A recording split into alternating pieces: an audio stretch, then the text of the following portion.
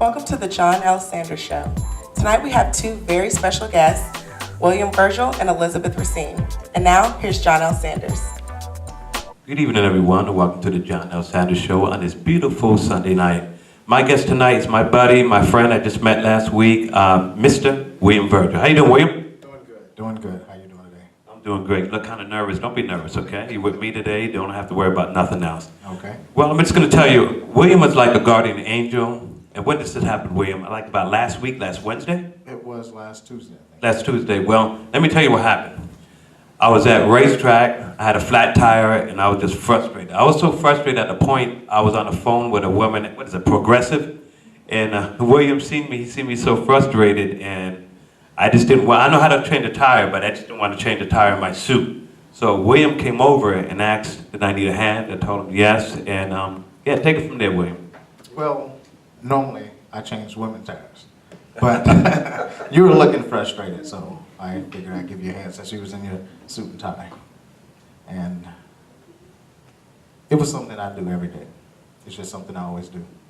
And, you know, I really appreciate that because, you know, I was just in a state of, you know, I was just hurt because I couldn't change my tire. I didn't want to take off my clothes, but William came, he changed my tire, and I even offered to pay him. He didn't want me to give him no money or nothing like that.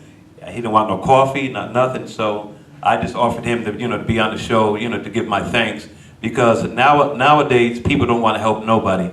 And for me to be a guy, another guy helping another guy out, you know, I just felt, you know, compelled to have him on the show. He came to help me. I was just not emotional, but I was just in a really happy spot, and I really do thank you, William, for, you know, being there for me.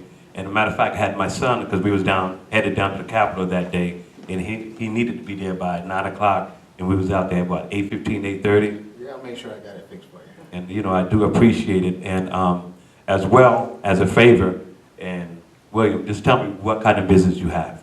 Well, actually, I was on my way to work. I'm a painter, do paint drywall, hardwood floors, basically everything in home remodeling.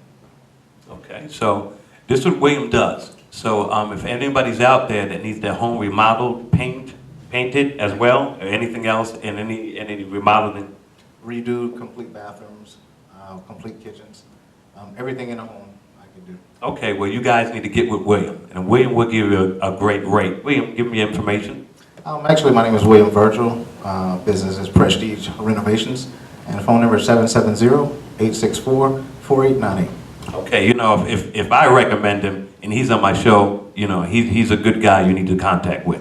Well, again, I would like to thank William as my guest tonight. And William, again, my son thanks you, my family thanks you.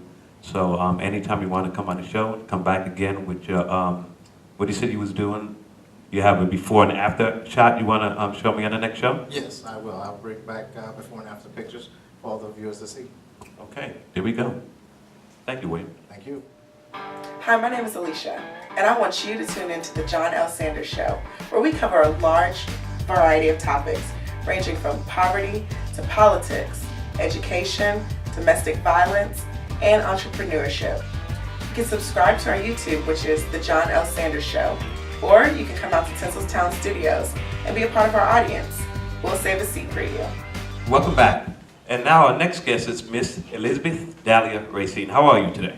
Doing good, thank you. How are you? I'm doing awesome. I'm so happy that you're on the show, and this is going to be a big year for you, right? It definitely is. And first and foremost, I want to say thank you for having me on your show. This is actually my first official campaign interview. This year, I'm excited to announce that I will be running for district attorney here in Douglas County. Well, how about that? You hear that, guys? I mean, folks out there, she's running for district attorney, and I mean, from being out here and living in Douglas County, no one ran against Mr. McDade in all these years, and that's been since what, 1990? Been in office? That is correct. He has not had an opponent, and I did file my declaration of intent while he was still in office and before he announced. But let me be clear that my candidacy is not based on who I'm running against, but what I am running for. What are you running for? Well, it's very interesting that you asked that. We are obviously in the infancy of our campaign. We're about 6 weeks into it. And I feel that it's our responsibility to make sure that there's servant leadership in place. And what do I mean by that? What I mean is that the DA's office is responsible for serving at the will of the people.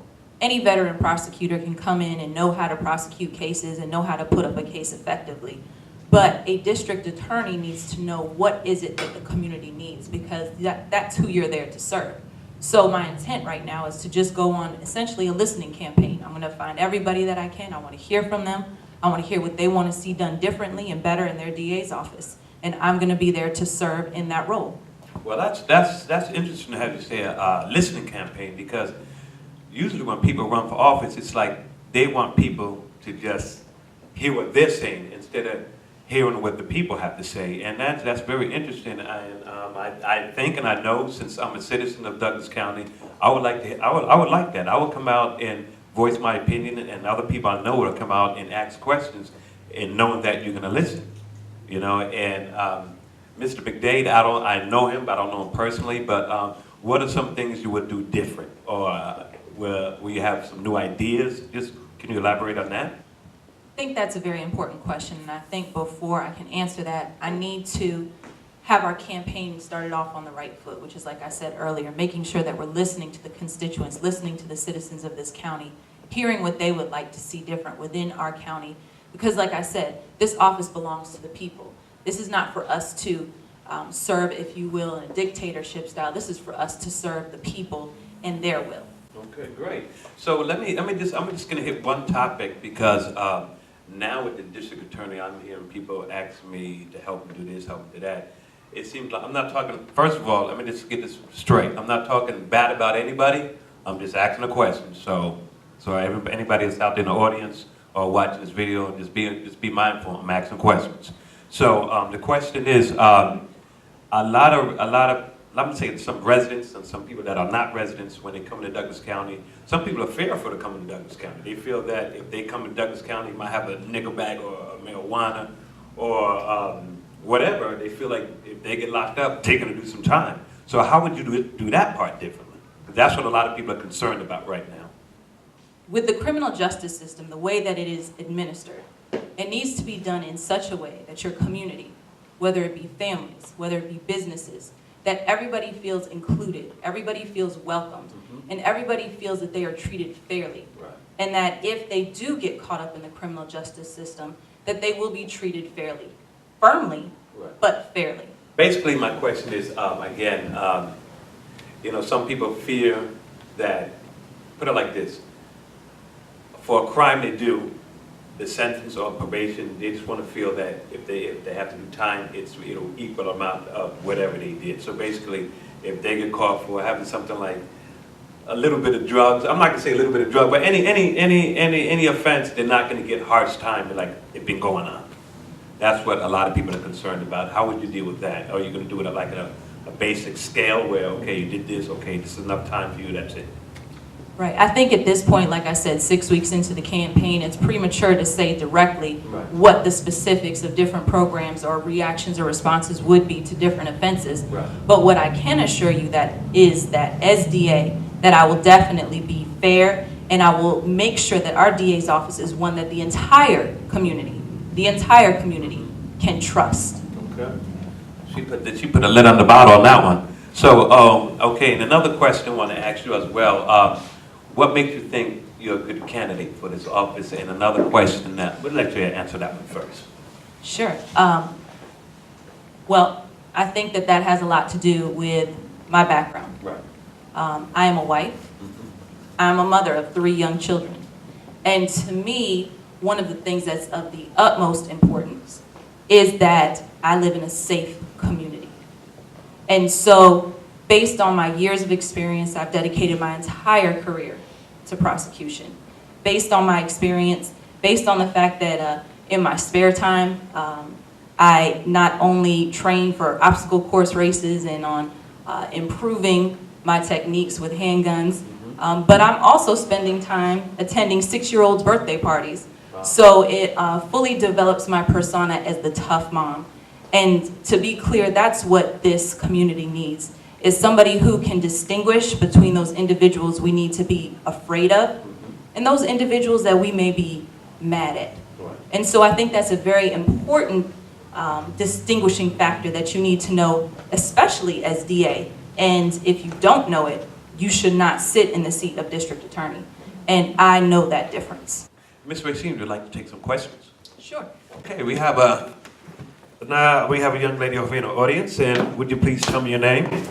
I'm Sherelle Webb. Okay, what's your question? I'd like to know what's your take on the epidemic of human trafficking as far as the women and the young girls being used for prostitution and the sex trade? Thank you for that question as well. That's actually a topic that I am very passionate about. It's a topic that I have dedicated a lot of my professional career to eradicating. For several years now, before it kind of became more, there was more awareness of it in the mainstream, I was handling those types of cases, human trafficking cases. All it takes is that one case, that one child, because that is what they are, they're children that I interact with, who has been from an environment that a lot of us could never imagine. They've had to endure things that most of us could not. And I see them not as victims, but I deal with them as survivors.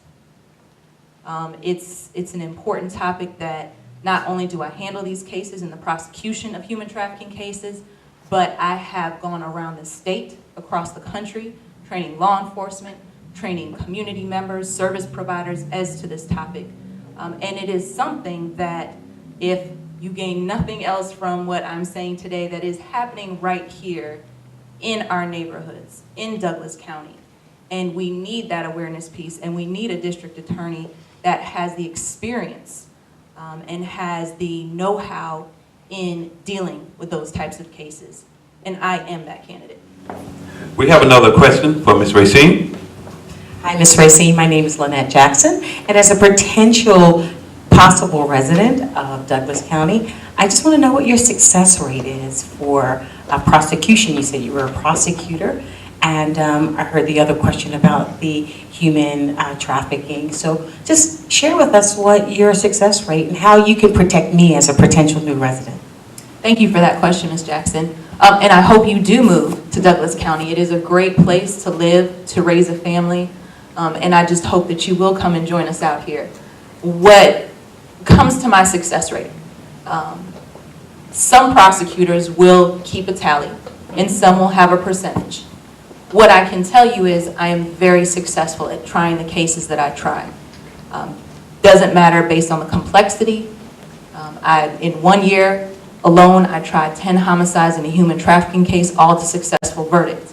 I've tried dozens of cases to successful verdicts. But I think what you have to be careful of, especially as a district attorney, is being so caught up on those numbers. Because there are those tough cases. And if all you're worried about is that percentage rate, you will not take them to trial. As a crimes against women and crimes against children prosecutor, I try those tough cases day in, day out. And sometimes it's not about the likelihood of conviction. What it's about is doing what's right. And that means putting up those tough cases. And so what I would say in what I could do for you personally, God forbid I ever have you in my office, because all I deal with are people that have had pretty much some of the worst experiences of their life. So I tell all the citizens I meet, I love meeting them, but I hope I never see you again. Not in the capacity, in a work capacity. Social, absolutely. But in a work capacity, I hope I don't, because what I deal with are people usually on their worst life experiences ever. And so what I hope to do for you is not to deal with you in my work capacity, but to make your community safer. To know that you have a DA that is well-versed in handling crimes against children, handling crimes against women. As a mother, as a woman, there is a level of empathy that's so important in understanding how to put up these cases and understanding how to navigate them through the criminal justice system. And I have that. And that is what I could do for you.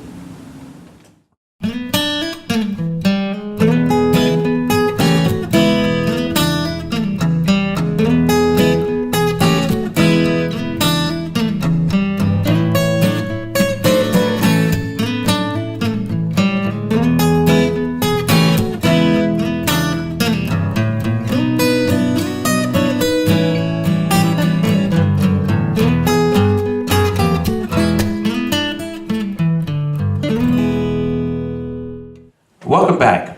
So, Miss Racine, could you tell us how the folks can contact you, or if they want to volunteer to be on your campaign? Please give us information. Sure, thank you. Anybody who is interested in not only learning more about me, but in volunteering on the campaign, you can find us located at www.racine, R-A-C-I-N-E, 2014.com.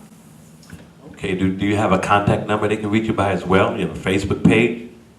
Facebook, yes. There We we could go. be reached at Elect Elizabeth Dahlia Racine. Get on that Facebook page and look at the number at the bottom, folks. Get in contact with this lady, help this lady out, because I didn't want to say it, but I'm going to say it. This woman is the first woman ever to run in Douglas County as a DA, and African American as well. Okay, so I'm not promoting, I'm just saying. So get in contact with Ms. Racine, and just if you want to help her out, the number's at the bottom. Look her up on Facebook. You're on Twitter as well, too, right? That's correct. Hey, hit him with that Twitter now. At Dahlia, D-A-L-I-A, Racine. Hey, you guys get those tweets in. And again, Ms. Racine, I'm glad you was here, and I thank you for coming on my show, and I hope to see you again. Great, thank you so much for having me. Okay, thank you. And thank you folks for tuning in. Again, this is John L. Sanders signing out on the John L. Sanders Show.